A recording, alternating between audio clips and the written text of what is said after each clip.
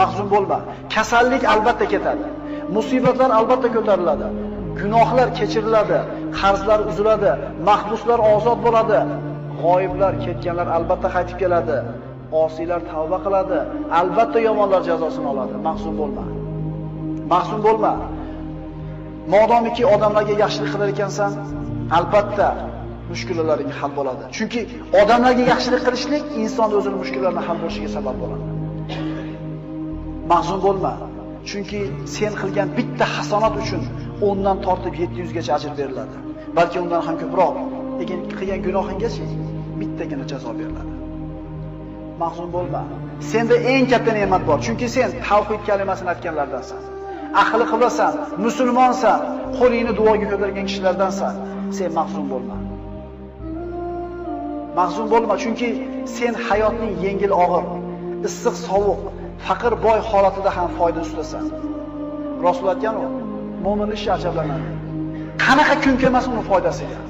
Yaxshi kun yetsa Allohga shukr qiladi, savob oladi. Mashaqqatli kun kelsa sabr qiladi, yana savob oladi. Bu faqat kimga berilgan? Mahzun bo'lmaydi musulmon odam. Mahzun bo'lma. Axir senda Qur'on bor, zikr, duo bor. Axir senda namoz, amr ma'ruf, sadaqa, boshqa savobli amallar bor. Boshqalarda yo'q bu narsa. Kim xohlardi dunyoda iymoningni berasan, dunyodagi hamma xohlagan narsani beraman desa, qaysi mo'min xohladi shu narsani? Odamlarga zulm qilayotgan, haqlarini yeyotgan, tuhmat qilayotgan, bo'xton qilayotganlar ham o'ladi. Zulm ko'rgan, sabr qilgan, savob umid qilgan kishilar ham o'ladi. Lekin Alloh taoloning huzuriga borganda kim yutuqda bo'ladi? Dunyo hayoti vaqtincha. Ad-dunya sa'a fajal xato degan Rasululloh. Dunyo 1 soatlik umr bor yo'q. Ana shu 1 soatni ibodatga aylantirdilar degan Rasululloh. Kim o'lmaydi? Kim o'lmaydi? Mahzun bo'lma. Axir qora bulutlarni tarqaganini, qorong'i tunni yorishganini, shamollarni to'xtaganini ko'rmaganmisan? Inshaalloh mashaqqatlaring rohatga, hayoting yorug'likka, kelajaging ne'matga to'lib boradi. Inshaalloh.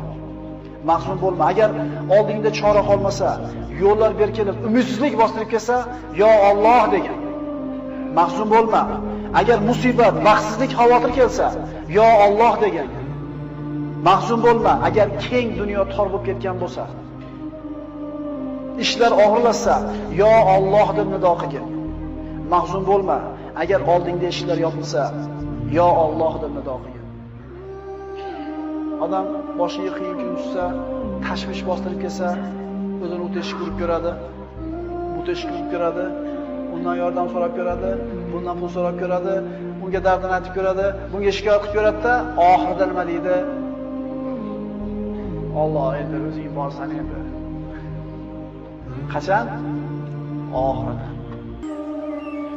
Siz Alloh deng, mushkulingizni Alloh kimi qo'li bilan qanaqa qilib hal qilib beradi, uni kim biladi?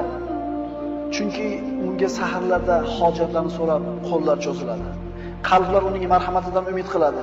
Uning ismini aytib, ko'ngillar taskin topadi, ruhlar orom oladi, asablar tinchlanadi. Uning ismini qalbingdan aytgin. Ishonib unga duo iltijo qilgin. Uning rahmatidan umid qil. U duolaringni eshitib turganiga va albatta ijobat qilishiga ishongin. Shunda agar shunday so'rasak, nima bo'ladi? Omonlik, xotirjamlik, farovonlik, to'kin sochinlik, quvvat, izzat, yordam, lutf, inoyat, ihson keladi Alloh tomonidan. Faqat shunga loyiq bo'lishlik kerak. Yo Alloh, bedor ko'zlarga xotirjamlik uyqusini, omonlikni bergin. Istirobga tushgan qalblarga taskin va halovat bergin. Ularga yengillik va yaqin fathini bergin. Yo Alloh, ko'zlarni o'z nuringga hidoyat qilgin. Adashganlarni to'g'ri yo'lingga boshlagin. Parvardigoro, bizlardan g'am qayg'ularni ketkizgin. Yo Alloh, agar unutgan yoki xato qilgan bo'lsak, bizni azobiga giriftor aylama. Parvardigoro, bizlarning zimmamizga bizlardan ilgari o'tganlarning bo'yinlariga qo'ygan yukini yuklama. Bizlardan tashvish iztiroblarni ketkizgin. Xavf va xatardan yolg'iz o'zingdan panoh so'raymiz. Parvardigor, sendan boshqalarga suyanib qolishdan, boshqalardan umid qilib qolishlikdan panoh so'raymiz. Sen bizning hojamizsan. Yengil kunimizda, og'ir kunimizda, tashvishli xotirjam kunimizda Alloh bizga